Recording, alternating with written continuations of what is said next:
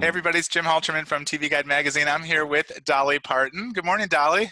Good morning to you. How are you? I'm doing very well. How are yourself?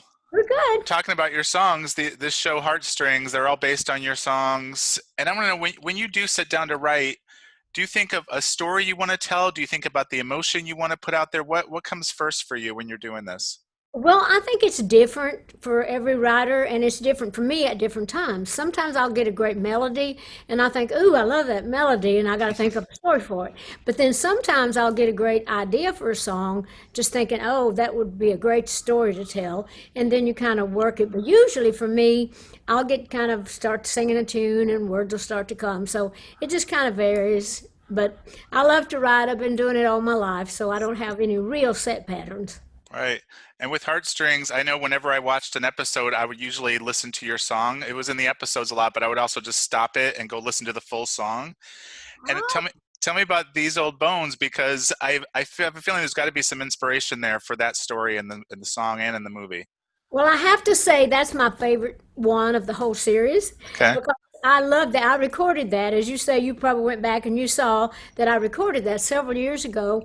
And I did the voice of the old lady myself. I sang that part because like an old mountain woman. I did both parts. I did my singing part, telling the story, and then I played the old lady. But I really love that story. And it's based on a lot of those old mountain people that are clairvoyant.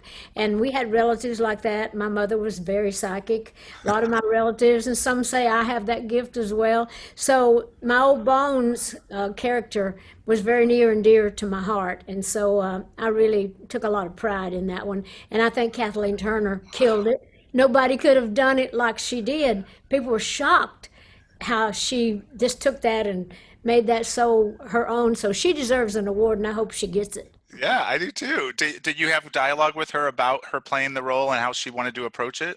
Well, yes, we did talk, and she had heard my record, with my singing the old lady's voice and my dialect, that old mountain dialect. But she says her relatives were from Missouri in the backwoods, and so she kind of knew how mountain people kind of talk. And being such a great actress as she is, she just really threw herself into it, and she really studied, and she went down to the library and found out some chants, some Egyptian.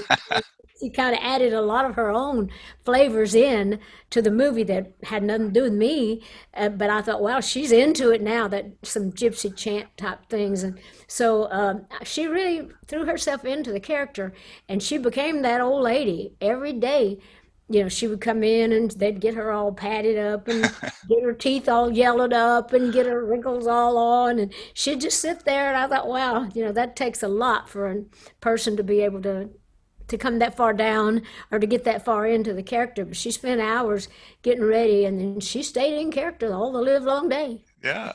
Well, I know when we think of your most known songs, Jolene is always right there at the top. And I love that episode. And it wasn't what I was expecting to see as far as the story, but was it what you envisioned, at least for the song or for the story we saw in the movie? No, it wasn't. It was Yeah. completely different than what I ever had in mind. But Sean Smith, who was our showrunner, and he was our head guy, but he also wrote that, and he did a take on it that I never would have thought to do. And a lot of people liked it, a lot of people didn't. It was very unusual, but that was the one I thought was the most different, the biggest departure of any of the songs. All the songs were different, all the stories were different. We had different directors, different writers on every one of the, I guess it was 8 stories that we did. And I think These Old Bones, though, was probably one of my favorites. In fact, it was my favorite. Okay. And two doors down, I thought was a great message for the LGBTQ community and their families. When in your career did you realize that community followed you and worshiped you and you're such an icon to them? But when did you realize that in your career?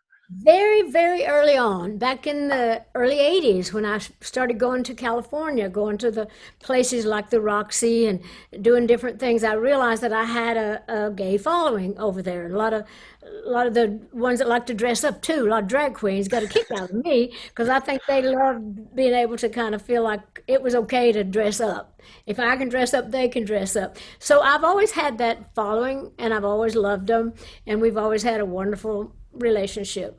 Thank you for everything that you do. Well, thank you. And everybody, Heartstrings is on Netflix right now. So if you haven't checked out the episodes, go watch right now. You Thank do you, that. Dolly. Thank you. Have a Appreciate good you. day. Yeah, of course. Appreciate you back.